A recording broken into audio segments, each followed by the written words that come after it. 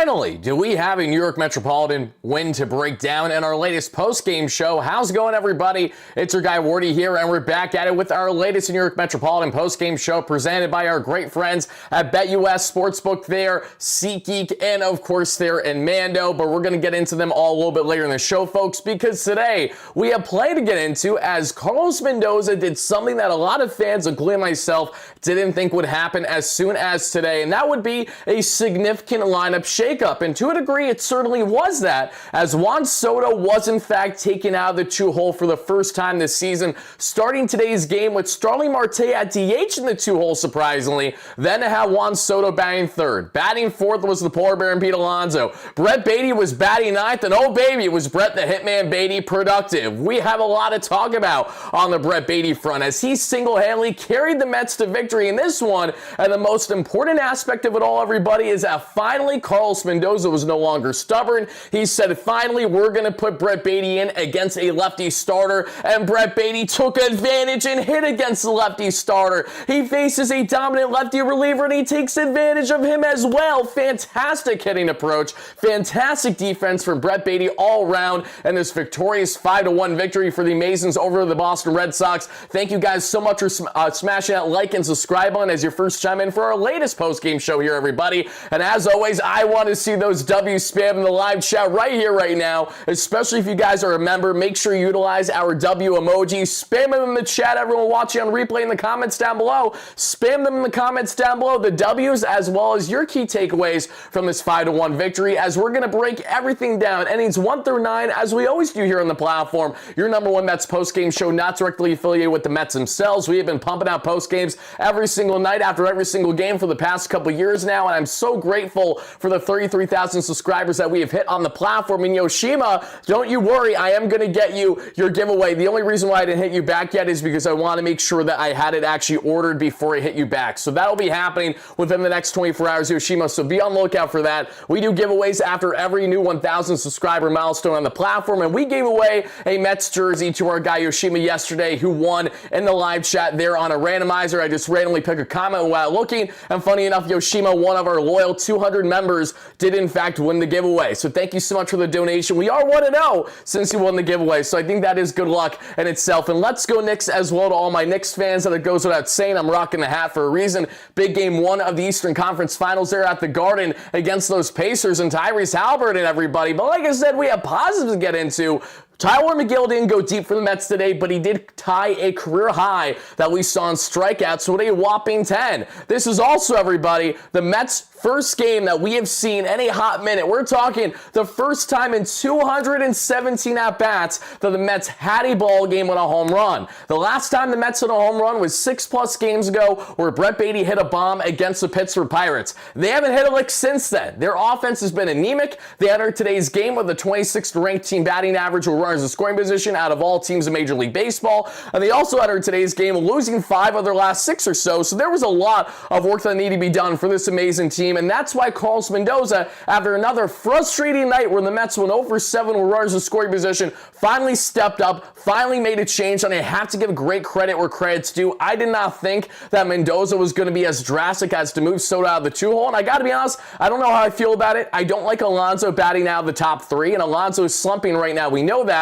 But I don't like him batting out of the top 3, and I'm going to expand more on that as we break down this ball game here in just a second, everybody. But again, come on, come all. Thank you guys so much for chiming in. We have a lot to highlight in this one, naturally, because not only were there key standouts on the pitching end, including the stud, not just Tyler Megill, big drip, going roughly 5 strong innings of just 1 earned run ball that we're going to emphasize more and give our grade shortly. Huascar Brazaban going 2.1 shutty. Now it's down to a measly 0.9 ERA on this season. How many of you guys thought that Huascar Brazaban was going to be a stud hitting this season? I thought he was, and I'm really grateful to say that. Reed Garrett goes 1 shutty in this one. Edwin Diaz shuts the door in the 9th. We're going to break it down how we got here, however. And on the offensive end, this is how the ball game ended, as you guys can see right here, right now. And we see, listen, not great, but not terrible at the same time. Listen, the Mets scored 5 runs. That feels like, oh my goodness, it's 100 runs for this offense, for a team that just has not gotten anything going on the consistency front for a significant period of time, everybody. And you want to know what also stands out? It's Francisco Lindor. We're going to highlight him more later on in the show here, but Francisco Lindor, with his bomb that we saw there right before the end of the ball game,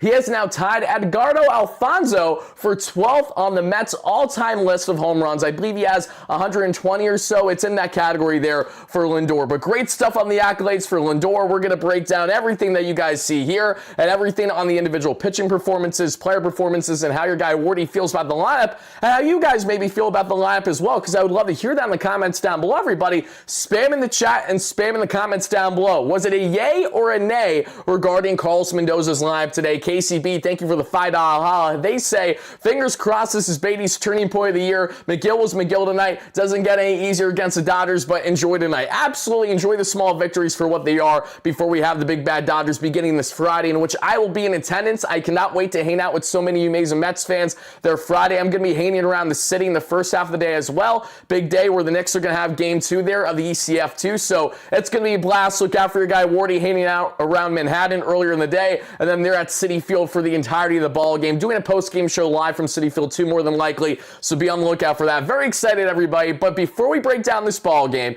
you guys know the drill by now. We got to let it rip with the one.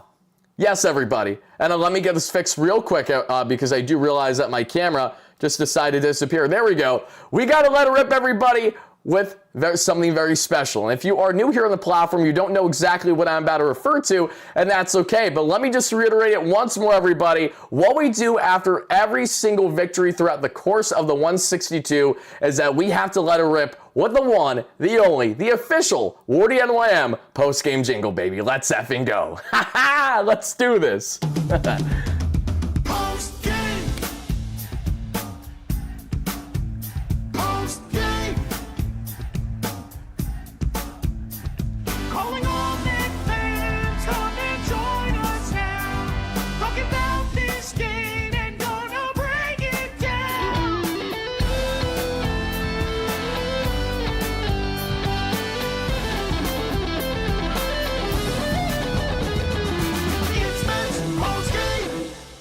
Shout out to my guys Greg and Jordan, as always, with the official WardyNYM post-game jingle. Love it or hate it, you think it's cringy, you think it's corny, you think it's perfect, it is here to stay after an amazing victory like this one, everybody. And final thing from your guy Wardy before we get this party started, as always, everybody, because this was a big victory, we have to give a big shout out here to our amazing friends at SeatGeek that have you covered when it comes to all of your ticketing needs. If you guys don't know SeatGeek, let me enlighten you real quick, because they not only have over 70,000 active events to choose from, making them the #1 rated ticketing app in the game for a reason. But folks, when it comes to Mets tickets, Wardy has you covered. You need an easy 10% off your next ticket purchase? We have that for you by clicking the link down below in the description and utilizing our promo code WARDY10. And it's hyperlinked as well, so if you click the link right away and you already have the app downloaded, it will automatically be added there as a code for your next purchase for whatever you need, whether it's Mets tickets, Knicks Eastern Conference Finals tickets, comedy show tickets, concert show tickets, you name it, everybody. And what I love so much about SeatGeek and what really separates them from the rest of my opinion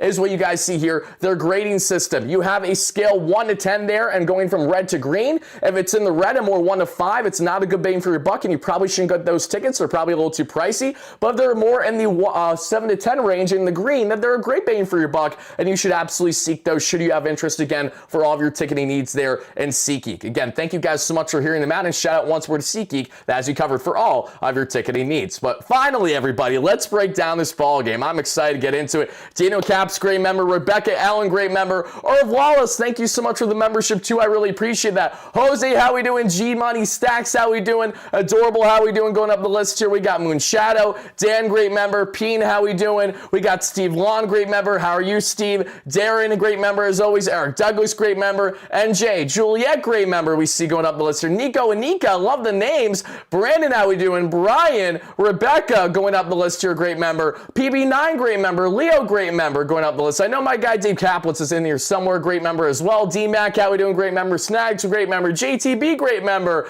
Eric Douglas, all you guys chiming in live on a replay again. Thank you so much to all of our amazing members to the north of 200, you guys. If you would like to become a member, simply click the link down below. We have multiple links down below to check out from our Wardy Day event that we're doing at Citi Field August 1st that you guys can certainly check out to see what tickets are still available. You can also check out our membership options should you guys want to join the community here on WardyNYM WardyNYM, and thank you guys so much for all that. Sean MD with the $5 holla. This lineup shakeup looks like it's working pretty well, and here's the thing. The lineup shakeup is here to stay, at least in the interim, especially after a win. The Mets' next game, that'll be game 1 there against the Dodgers this Friday, they absolutely are going to have a lineup yet again where you're going to see Soto batting third, Alonso batting fourth, and I'm going to assume that Mark Vientos might be in the 2-hole, similar to what he was in parts of the first half of last season especially. So I won't be shocked if we see Vientos more in that 2-hole, splitting time with Marte there based on certain matchups, because you don't need Marte in the 2-hole every single time, and we know that he's pretty swing and miss in what you're getting there. Steve, sadly, I will not be there Saturday. I'm only going to be there for this Friday's game. I would have loved to be there for the entire weekend. And Eric, I'm very happy to hear that your dad is cancer-free. That is the biggest W of the day. Awesome news. So happy to hear that, my man. God bless you and your family. Let's go Knicks and Mets indeed, everybody. Now let's go and let's get started by breaking down this ball game, because like I said, this was a really big ball game for the Mets, and their lineup today was as follows. Batting leadoff was Francisco Lindor, batting second in left field today. That's important context, because Marte has not played left field at all until today so far this season. Before, he only had like 1 or 2 outfield reps in right field. I don't remember the last time Starling Marte played left field for the Mets, if I'm being completely honest with you, but he started the day there in left field batting the 2-hole. Then we saw batting third was Juan Soto in right. Batting fourth was the polar bear and Pete Alonso. Batting fifth in DH was Mark Vientos. Sixth was Luis Torrens, who had a really solid day at the plate that we saw. Tyrone Taylor there batting seventh in center field. Batting eighth was Luis Acuna, getting the start at second base that we saw there over Mr. Jeff Megill. And batting ninth is going to be Mr. Brett the Hitman Baty. And oh baby, did Brett come to hit indeed against the lefties in this matchup, because everybody begins here in the first inning. We have towing the rubber here for the Masons. Tyler Big Drip Megill trying to strike out everyone and his mother. And again, not his mother. Shout out to Julie. We love you. Everyone and their mother, because seriously, Tyler Megill, while he didn't go deep today, he was pretty much unhittable there, of course, there until that 5th inning. But he was absolutely nails for the most part in this outing, and lots to like about that. Encouraging signs for sure, especially after all the positive news that we heard on Paul Blackburn. In case you guys don't know, Paul Blackburn went 7 shutty today in his rehab start for the Syracuse Mets. That's fantastic. We broke that down in a video earlier today. That's really encouraging, as Blackburn is oh so close down to returning the Mets. Next turn in the order, he'll be added back in the rotation or the bullpen at minimum. Then we look at also Sean Manaea and Frankie Montas. Frankie Montas had a live bullpen that we saw there against live batters in Brooklyn Cyclones, and we saw Sean Manaea have himself a bullpen too. So very encouraging signs on all fronts of the pitching. So Tyler Megill knows that necessarily he isn't locked to be in this rotation for much longer. All the more reason for him to step up and play and pitch his best baseball right now. And it was encouraging to see him be as dominant as he was. We just wish there was some more length naturally. But Tyler Megill toes the rubber for the Mets, facing off against the towering and the dominant when he's right, and Garrett Crochet. And if you guys know, if you've been following the platform, I absolutely love Garrett Crochet. He's one of my favorite pitchers in all the American League. Dominant southpaw. What's there not to like about the guy? Seriously, would have loved for the Mets to acquire him this past offseason. He gets traded to the Red Sox instead, then signs an extension with them. Wish him well. But I'm glad that the Mets didn't let Garrett Crochet get in the way of them winning. Literally, out of all games in this series, leave it to the Mets to somehow, some way hit better against Garrett Crochet than the previous 2 starts, when Garrett Crochet, in my opinion, is without question the best starter of the 3 that they faced between himself, Buehler, who didn't go beyond 2 innings because Buddy got ejected, and he's still sour about it, I guess, and then from game 1 in Dobbins, the right-hander. Paradoxal, thank you so much for the donation. D-Mac with the $2 holla says, Megill the 2-hole against righties coming? I wouldn't be shocked if that happens in certain matchups. I also wouldn't be shocked, if we see something eventually pick up with Ronnie Mauricio. That's why we dropped our video earlier today, because Mauricio's tearing the cover off the ball right now in Syracuse, and there's a reality that he might be called up much sooner than what we initially anticipated this season. But again, we'll still have to see it to believe it. The same way that I had to see Juan Soto batting out of the 2-hole for the first time all year to actually believe it. That's why I told you guys. I just said I just did not think it was going to happen. And I'm finding my words, because I'm not complaining as long as the Mets are being productive and winning. But Juan Soto himself had some very uninspiring at-bats today, up until his final at-bat where he made up for it a little bit. We're going to talk all about that and then some. Paradoxal with the $10 holla, thank you so much. And then we're going to finally break down this ballgame, everybody. The lineup change is all dependent on if Soto can get it going. The pitching once again kept us in the game, but we really need to do better with runners in scoring position. Good W, though, and I hope hope we keep the momentum going. I 100% agree, Paradoxal. Thank you so much for that donation. Aaron Jacobs, thank you for the donation as well. Stephen A., I love you, my man. I'm doing fantastic. The Mets won today, and my New York Knicks right now are up. What's the current score here against the Pacers? They're up by 3, okay, with 11 to play. All right, so I'm a little stressed there. Aaron Jacobs, thank you for the donation. Terrence deserves more playing time. And again, it's going to be a healthy split between him and Alvarez. And I think that's fine, because I don't think Alvarez is, dragging his feet so bad that he's becoming a liability for the Mets, nor do I think Terrence has played out of his mind every single time out there to say that he needs to be in there more often than not. I think continue the healthy split that they're doing. I think that's how you're going to hopefully get more of the best out of both of them. And in the case of Alvarez, we just need them to start to be able to pull for more power while not deviating too far away from his approach, which I don't hate right now, for spreading for all fields and making sure that he's not getting caught as much with that slider down and away by poking for opposite field with great BP and by going up the middle the way that it is. 2 days ago, Alvarez was one of the best Mets hitters in their lineup in a 3-1 loss. Yesterday, because Alvarez didn't perform well, everyone's saying, why is he in the lineup? But, are we forgetting that he had a opposite field double and a single the day prior?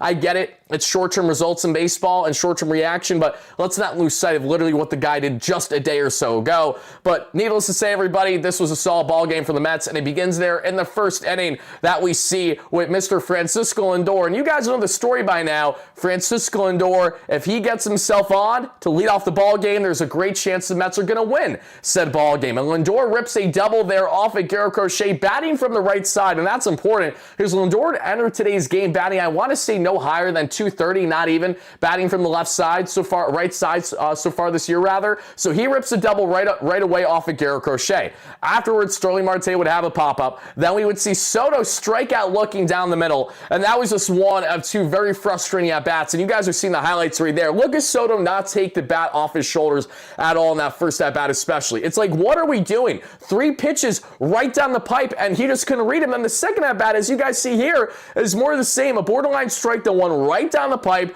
Then we get another one. The next pitch here from Crochet to Soto that you guys see. Fastball right down the pipe upstairs. He just looks silly. And then he made up for it towards the end there with that deep sac fly that we'll get into. But that was like, what are we doing, Juan? That was quite literally one of the worst at-bats I've ever seen Juan Soto take part in. Both the first and the second at-bat today, I don't think I've seen much worse, which is crazy to say, and I'm not happy to say that, but that's the reality. He's feeling the pressure right now. It's obvious, and I don't think it's as much about, he didn't read Garrett Crochet well today, as I think it's more so, and he just did not have a good approach today, and it goes in hand with the confidence. And this is another thing that I find kind of funny. So I tweeted earlier today how clearly it's a confidence issue with Soto. There's no doubt about it, it's a confidence issue with him right now. The talent's there, the skills are there, we're not worried about that, but it's all about the mental. Someone's commenting to me, Soto has all these accolades, and you mean to tell me that, he's struggling with confidence?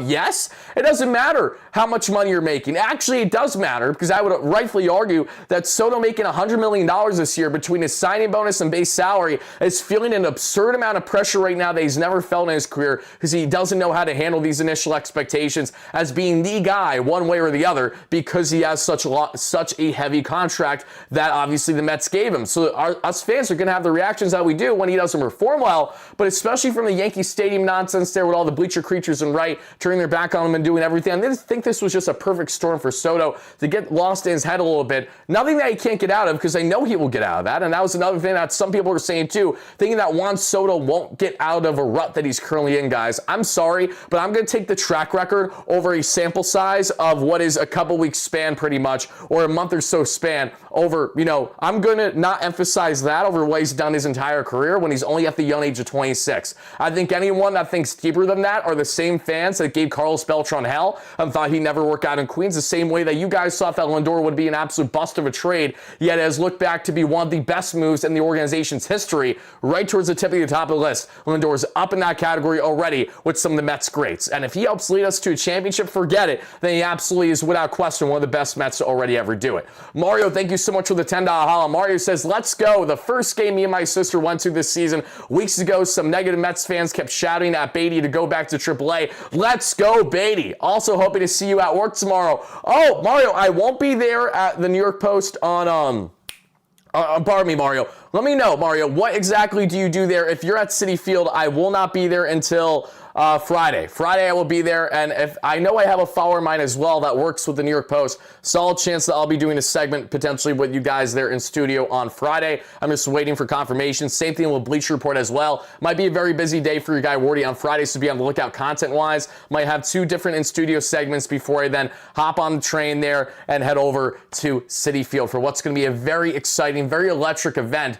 that we're doing there. That's actually more than just a Mets game. So you guys will have to find out once I'm there, and we'll go on from there. Let's see. I love you too, Andrew. Thank you so much for chiming in, baby. I really appreciate that. Met Friday might be no worries, no worries. So as we get back to breaking down this ball game, everybody, we would see Soto strike out looking there down the middle on 3 pitches. Alonso then strikes out looking at the end. So back-to-back looking Ks there for Soto and Alonso. Very uninspiring to begin this ball game. And of course, in a very Metsian fashion, they allow the leadoff runner there and Lindor to stay stranded there in scoring position. In the bottom of that same inning, we would see Duran strike out. Devers with a fly out, and Bregman with a strikeout. And what I will say was a bad call by the umpire, but it goes in Megill's favor. There's been a lot of horrendous calls in what was a shit show with 3-game set here in Boston when it comes to officiating.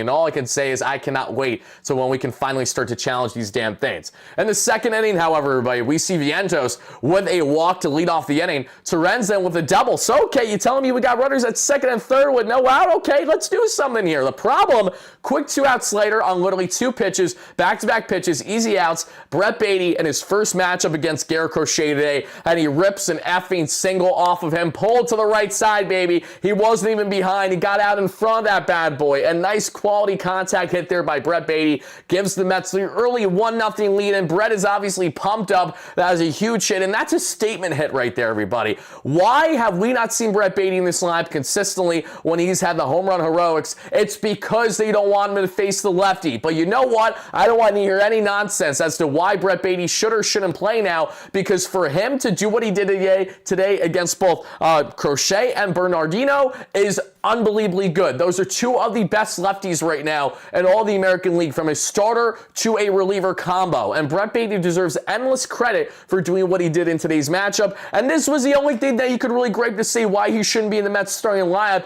because of the fact that, the defense is great. He's such a stronghold there at the hot corner versus what's a bit more of a liability. Nothing personal, just reality for our guy and Mark Vientos. So keep Mark there more at DH where he can thrive on the hitting. And in the case of Baty, go thrive out there, run away with the hot corner. It's there for you to take. Actually try to take advantage of it. He's finally starting to do that, but in the process, he did cool off a little bit because, again, he went from hitting like 3 home runs in 24 to 48 hours to then being benched in back-to-back games. And then, wow, color me shocked. It's almost like a guy's going to fall out of a groove, especially a young player, when he's not positively reinforced for performing well. You know what I mean? It's frustrating. So great news there to see Brett Baty not only in the lineup against the lefty, but taking advantage of the opportunity there against Garrett Crochet. That gives the Mets an early 1-0 lead, and that then does it for the inning because Torrens would be out at home trying to make it, instead of a 1-run lead for the Mets, a 2-run lead.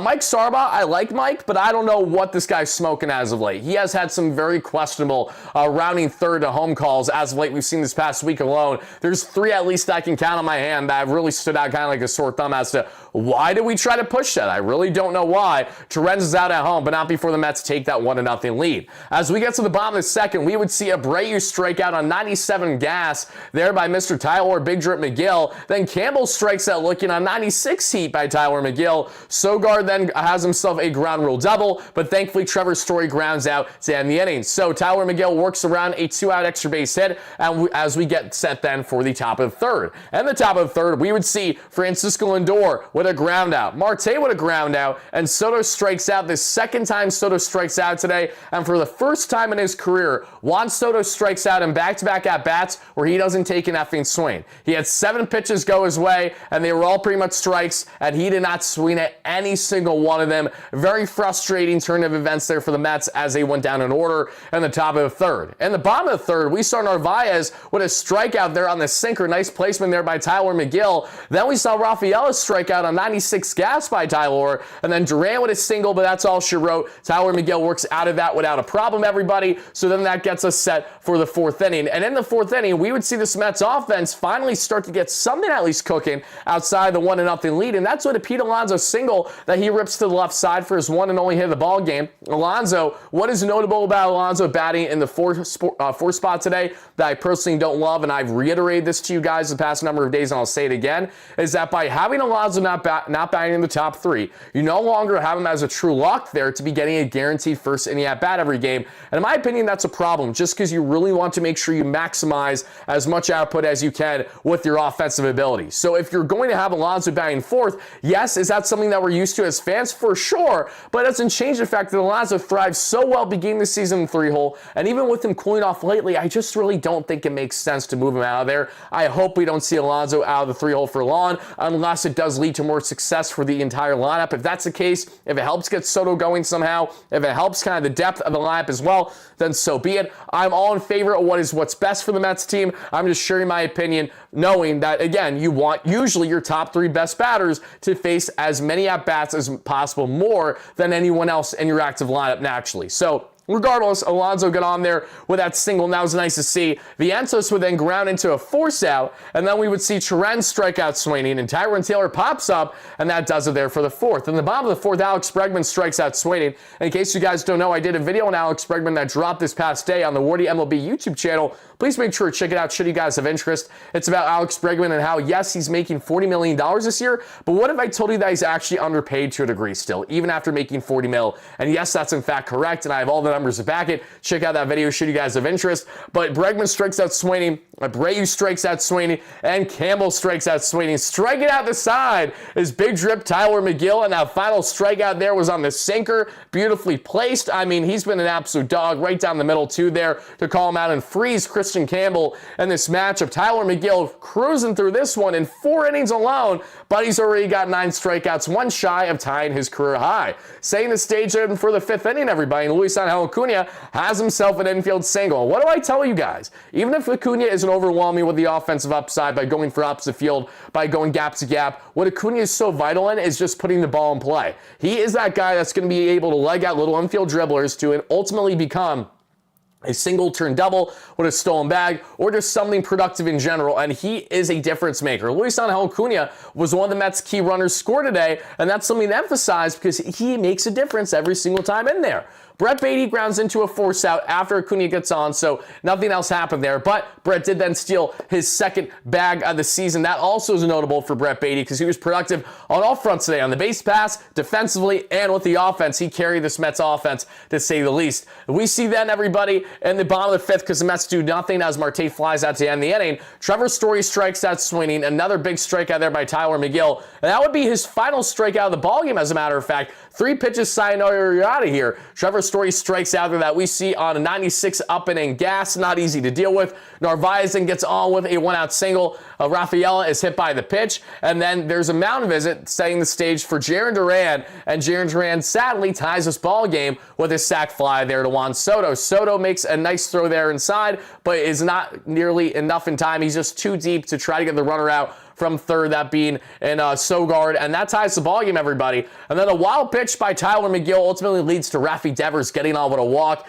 and loads the bases in for Huascar Brosban. And this is where Huascar Brosban deserves endless praise, because guys, Huascar Brosban was nothing short of an absolute dog today. He comes in, bases loaded, gets a full count worked with Alex Bregman. Bases loaded, 2 outs. Full count. Here's the pitch, and it's a dotted 96-mile-per-hour heater, bottom left corner, perfectly placed. There's nothing Bregman can argue about. It was the most perfect pitch ever. It was as perfect of a pitch as Huascar Brosban could have thrown in that exact sequence. What an effing bulldog Brosban continues to be for the Mets this season. He's raising his hands for joy, rightfully so. Huge strikeout that strands the bases loaded, escapes the jam for Tyler Megill, as Tyler Megill's final line, everybody, was as follows today. You guys can see it with me. Megill goes 4.2 innings, 85 pitches, 4 hits, 1 walk, 1 earned run, 10 strikeouts. Yes, a whopping 10 hundo, tying his career high for Big Drip, and is now down to a 3.56 ERA on the season.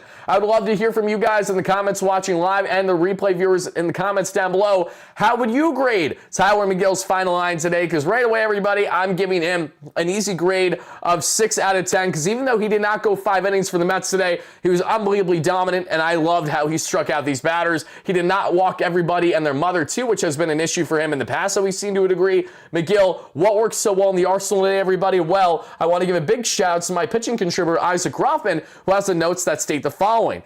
Tyler Megill changed his slider shape. He had 6 less inches of depth today and more velocity that we saw, and he also handled his curveball and changeup more. He had been really slider fastball heavy, but mixed it up more tonight, and we saw that, everybody, because in his usage, he had the 4-seam, the sinker, the slider, the change, and the curveball utilized. The 4-seam fastball, he threw 44% of the time today, and that was topping out 97, sitting right around 96. The velo was a little up. The sinker at 19% of the arsenal for Tyler Megill today, topped out 95 and sat right around 94. The slider at 14% of the arsenal, topped out 88 and sat right around 85. The changeup at 13% of the arsenal, topped out 89, 90 and sat right around 89 as well. And the curveball at 11% of the arsenal, topped out 82 and sat right around 81. Lots to love there from Tyler Megill today. Would have liked the length, but certainly was quality when he was out there for the most part. Why did they change the lineup? Because the Mets only had 10 runs in their past 7 games. They needed to make a change, and thankfully that change worked out in the end. While it wasn't perfect, there's still plenty of things to critique about it. We will break that down more in a second. But Tyler Megill, rock solid outing for him, and then Huascar Brosban just picks him up so beautifully as we continue on this ballgame, everybody. Because as we break down more about this ballgame, we would see in the top of the 6, Juan Soto strikes out swinging. Juan Soto strikes out in the first 3 at-bats he has today, and this time Soto strikes out in a frustrating fashion because it's the 3rd strikeout that Garrett Crochet does on Soto. It's in Crochet's final out of the ballgame because he exits today's game after just 5.1 innings of 5-inning, 1 hit, 1 walk ball, 1 earned run, 5 strikeouts, and now is a sub-2 ERA in the season. But here's the thing, Garrett Crochet was pulled after 85 pitches like Tyler Megill. I understand that, they clearly have him on a limit to a degree, but man, oh man, pulling Garrett Crochet felt like it was going to be the immediate demise for the Red Sox, and that held true. As my guy Robbie Hyde was texting me before the ball game was even over, basically congratulating me on the victory. I'm like, it's only a 3-run deficit at the time. Why are you telling me I'm winning the ball game? You're hedging. Don't do this right now. But regardless, everybody, Crochet comes out of the ball game after striking out Soto. Soto finally did take the bat off his shoulders, so that is encouraging at least. But the problem is that he didn't do anything else with it. He quickly struck out there on a nasty slider down and away. Then we see, everybody, Liam Hendricks come in, the former stud all-star closer there that we've seen in the past with the Chicago White Sox when they were actually, not the worst team imaginable. We see everybody, Pete Alonso, strike out swinging, very frustrating there, and that was on a slider down and away in the case of Alonso, so not what you want to see, and that's what Alonso did so well on avoiding earlier this season. Now we're kind of seeing him chase a bit more, bite a bit more, not be as confident with his approach that we've seen. Not that's the end of the world, because Alonso still had a hit today, but we are all clearly seeing the struggles that he's been having as of late. More on those down and away pitches. Vientos was called out in strikes 2. That was a really frustrating at bat initially because that called strike 3 was right down the pipe on a 95-mile-per-hour heater. Just had Vientos absolutely phased. I don't know what Mark thought he was getting there, but it was unfortunately a fastball right down the pipe, and that is that, everybody. And Eric, that rumor is complete BS. I did a video yesterday on the myth of Juan Soto hating the Mets. Check out that video in case you guys haven't already. It's a different form of content we're going to be doing more often here on the platform that I think you guys are going to enjoy. We had a lot of fun with the editing style of it especially, and just check out that video. Anything on the Juan Soto front with all the media nonsense, just check out the clear video on my platform that looks like no other video that we have out as of late. It's him with a black and gray background. As we get to the bottom of the 6th, Abreu with a pop-out. Christian Campbell then we saw with a single there on a ground ball to Tyrone Taylor. Thankfully, Nick Sogard then grounds into a double play. Huascar Brosban has a nice, easy inning of work there in the 6th inning. But wait, there would be more. Not before Luis Torrens, however, would rip himself a single. Tyrone Taylor rips a single, so you got 2 on, no out, setting the stage for Luis Angel Acuña's another at-bat today. And what does Acuña do in his latest at-bat? He gets on with an infield single, guys. This is what I'm telling you. He's such a difference maker. Luis Angel Acuna is so good at doing the little things. And the more he does the little things, the more the Mets are going to have a balance in their lineup by having solid base running, contact, gap-to-gap ability, and naturally the home run power will come with these guys. We're not reliant on a guy like Acuna to be that type of player, but we are reliant on the Sotos, the Lindors, the Alonsos, the Vientoses, the Nimos, and the Alvarezes to an extent to tap in to said power among others. We would see Bernardino, again, a really, really good southpaw, enter today's game. Listen to these numbers, everybody. This is really important too, because these numbers are kind of nuts. Bernardino had himself an opponent batting average for left-handers of 160 entering today's outing. Garrett Crochet had an opponent batting average for lefty batters of 162 so far this season.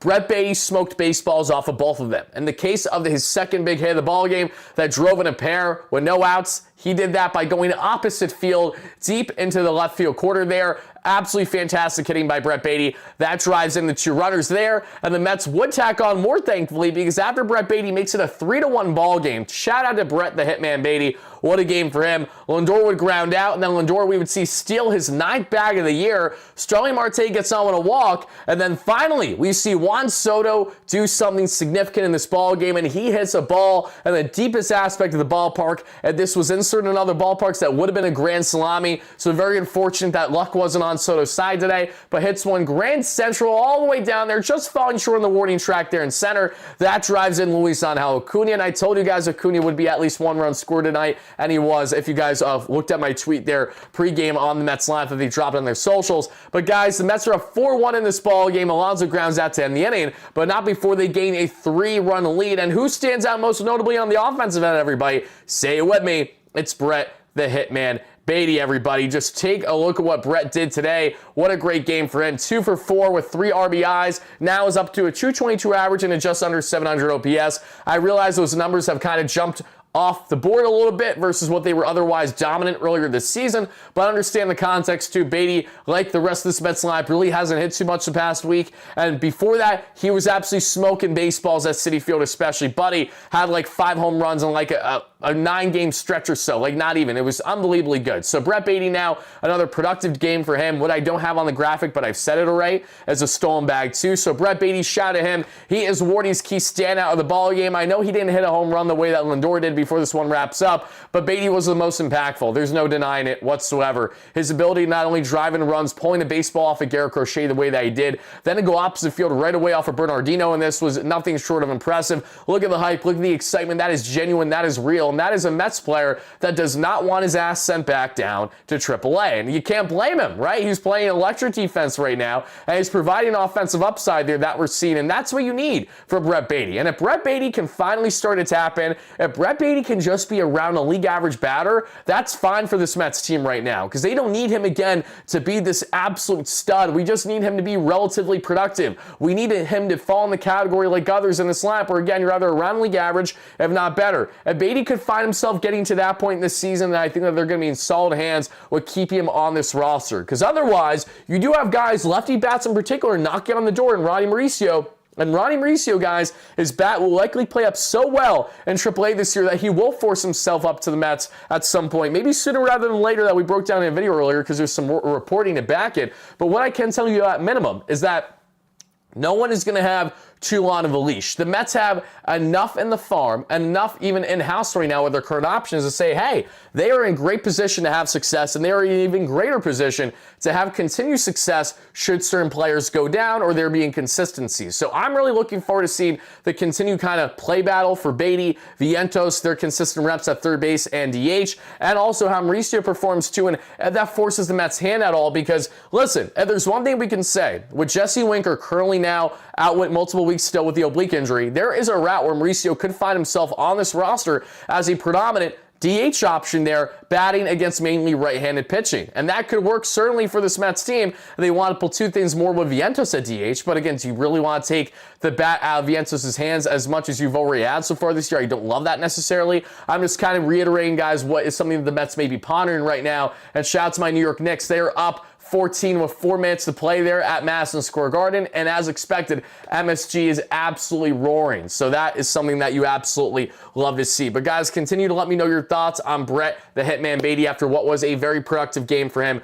Really happy with his turnout, to say the least. Now, as we continue on breaking down this ball game, everybody, we're almost done here. Because as we get to the bottom of the 7th, we see Trevor Story strike out, Carlos Narvaez strikes out, and Rafaela strikes out. Yes, everybody, Huascar Brosnan really just did that. He struck out the effing side. And not only was Brazo solid today, he was dominant. Brosnan had the sinker, 39% of the arsenal. They topped out 98, sat right around 96. The changeup utilized 29% of the time, topped out 91, sat right around 90. The cutter at 18%, topped out 91, and sat right around 89. And the four-seam that he threw just 14% of the time, topped out 96 and sat right around 96 in this matchup. Huascar Brosnan, like I said, is down to a .9 ERA on the season. The guy has been absolutely fantastic. And Juan Mauricio hit a bomb yesterday and today, and I talked about that in our video that dropped. I think our video dropped around 2 p.m. earlier today, so again, if you haven't checked it out, please do. It's still very relevant, and it will be relevant for the next 24 to 48 hours at minimum, for sure. So give it a watch if you guys haven't already.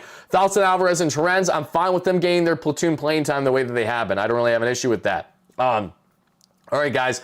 Now let's get into breaking down the remainder of this ball game, because as we then get into the 8th inning, Torrens gets on with a 1-out walk, and that's it for the 8th. The bottom of the 8th, Reed Garrett comes in. He gives up a 1-out single to Rafi Devers. He then gets a called strike 3 on Alex Bregman. Another big strikeout on Breggy in this one. And then Abreu flies out. So a clean inning of work there for Mr. Reed Garrett. As we then enter the 9th, who greets rudely there, the reliever? It is, of course, going to be Francisco Lindor. Lindor rips his 10th home run of the season, and now Lindor is first on the New York Mets with 10 home runs. Because Alonso, if I'm not mistaken, has 9. Alonso has really kind of cooled off, if I'm not mistaken. Oh, my God. When was the last time Alonso hit a home run? I'm just trying to realize this.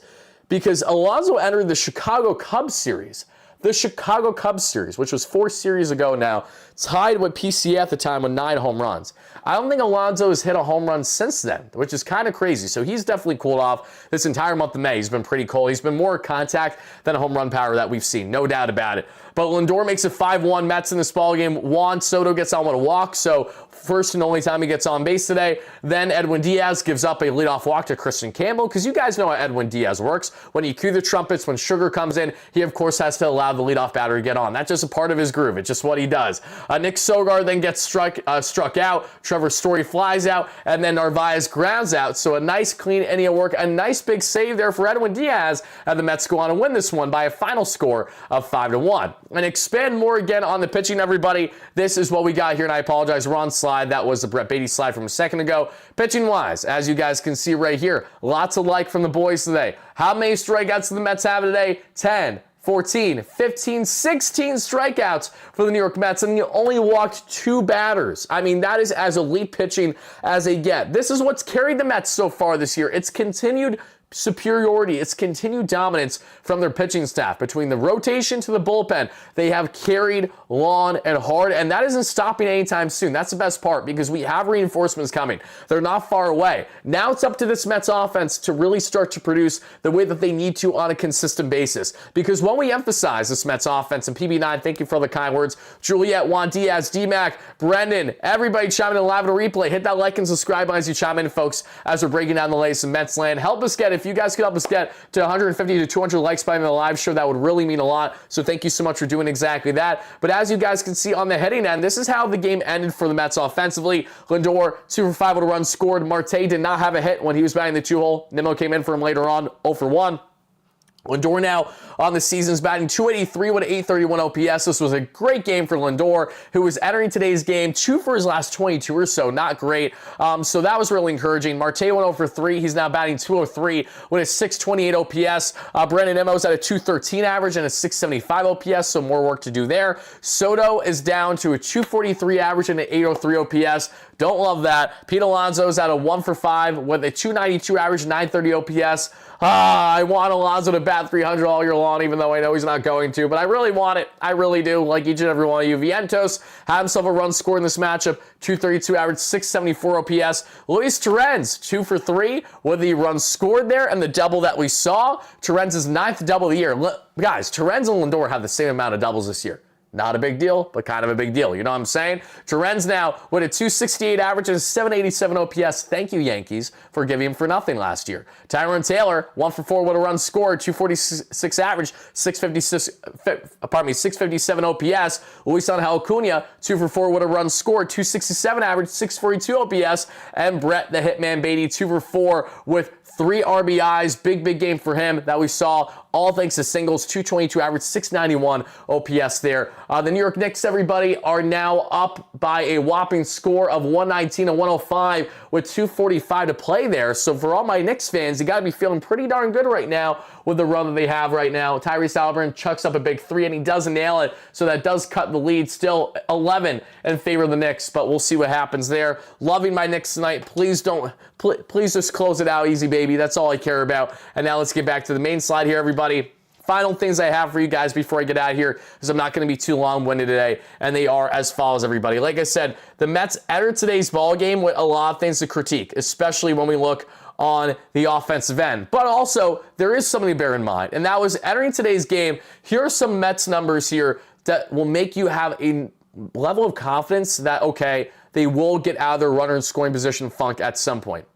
The Mets are first in all the National League in average exit velocity. They are also first in total hard hit balls. They are second in barrel percentage. They are fourth in ISO. They are fourth in team slugging. They are fourth in WRC plus, weighted runs created plus. They are fourth in extra base hits. They are fourth in barrels. They are fourth in strikeouts, meaning that they're fourth best in their strikeout rate. They are fifth in WOBA. They are fifth in wins above average, wins above replacement there that we see for WAR, and they are fifth in home runs. So the Mets have not been this huge bottom feeder offensively when you look at them collectively, but when it comes to clutching up with runners scoring position moments, they have not been able to get the job done there. And that's why we see when we look at these numbers, it does tell you that, again, they have had some bad luck on their side, and they just need to get these hits to start to fall. They need to have a better approach from one, because I hate when I see these guys strike out looking, when you have guys that's second and third, less than 2 out. It just, there's no reason to do that. I know baseball's hard, unbelievably hard. I will never be able to touch a baseball the way that a professional player can,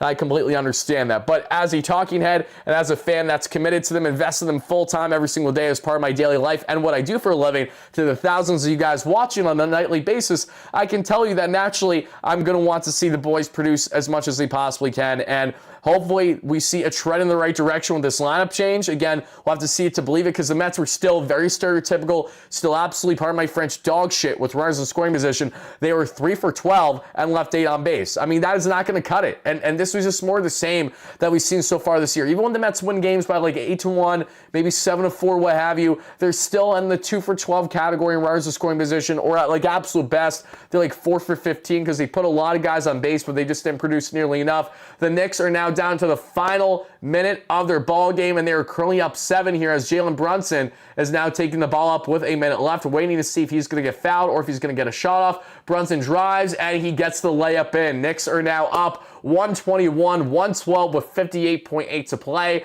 and I think it's safe to say that they're feeling pretty good about what the outcome of this ball game is going to be. Shout out to my Knicks fans. We love to see it. D-Mac with a $5 holla. Where's Vientos' opposite field power? That was his calling card last year. Should we be concerned? I don't think we have to be overly concerned on Vientos, but there is a confidence aspect to this one, Mark, for sure, with his play approach and how teams are pitching him. He hit 27 home runs in like 111 games last year, 23 to 115 Knicks now with 40 seconds to play. Love to see it. In the case of Vientos, though, he had some luck on his side last year, but he also wasn't necessarily approached by pitchers the way that he's being approached this year, because there's a better playbook against him now than what there was last year, now that he's a bit more established. So I'm not overly concerned on the opposite field power front. It's going to have to come naturally for Vientos. But again, the Mets collectively are just kind of in a bit of a funk where they really haven't found great unison and a groove with their offense. I mean, let's keep it a buck, everybody. A lot of their production this year has been, again, from heavy Lindor and Alonso influence. And then you've had your sporadic Soto games that kind of come out of nowhere, but nothing that's been in too much in unison so far this season. Yoshima with the $2 holla. Stephen Alex going at the Garden tonight, as they should be, rightfully so. Chris Norton, thank you so much for the $5 holla. I really appreciate that. Happy to have you in here. As always, everybody. Again, guys, thank you so much for smashing that like and subscribe on as you're chiming in live on a replay. That is about going to do it, however, for our latest post-game show. Like I said, I wasn't going to be too long-winded with this one. I certainly want to break down how the boys would fare, especially after a big game like this. So thank you again, guys, so much for watching. I really do appreciate it. Be on the lookout, as I will, in fact, be back either live with some kind of content for you guys tomorrow, or we will have a video dropping at minimum, more than likely. So just be on the lookout, and also be on the lookout, too, as I'll be live in the Bleacher Report app there right around 5 p.m. Eastern, breaking down the latest MLB daily topic. In case you guys didn't see, I did, in fact, do a segment on Juan Soto and Francisco Lindor there in the Bleacher Report app earlier today. So if you go in the BR app, look up there MLB, or go strictly to the Mets, scroll down a little bit, you'll find your guy Wardy there breaking down everything that's happening on that front. So Karl-Anthony Towns and Aaron Smith, let me see what's happening here in the highlights for a second, everybody, and then we'll get out of here, because I know my Knicks fans are enjoying this run that we're having at the moment, and so am I. 34 seconds to play. Oh my God, it's 123 to 118. Like, how did, like, within seconds, this is a 5-point ball. This is one thing about basketball that drives me nuts. I mean, it doesn't really matter how much of a lead you have. Until the game's over, it ain't over. Jalen Brunson now has an opportunity, and oh my good, OG Anunoby, and he misses his shot, and there is going to be a foul call. What are they calling? Okay, so 29.9 to play here between the Pacers and the Knicks. It's a tight one right now. I'm watching the replay right now. Jalen Brunson tries to get the pass through on the bounce. OG can't handle it initially, and now they're trying to see who has ball between OG and Siakam, the former Toronto Raptors, who actually won it all together. What was that, back in 2019 with Kawhi, if I'm not mistaken, right around there? That Raptors run was special for them back in the day. Or maybe it was 2021. One of the two. I think it was 2019, though. Okay, guys, well, they're going to a commercial break, so that's going to do it for your guy, Wardy. Again, thank you so much again for watching. I love you all today.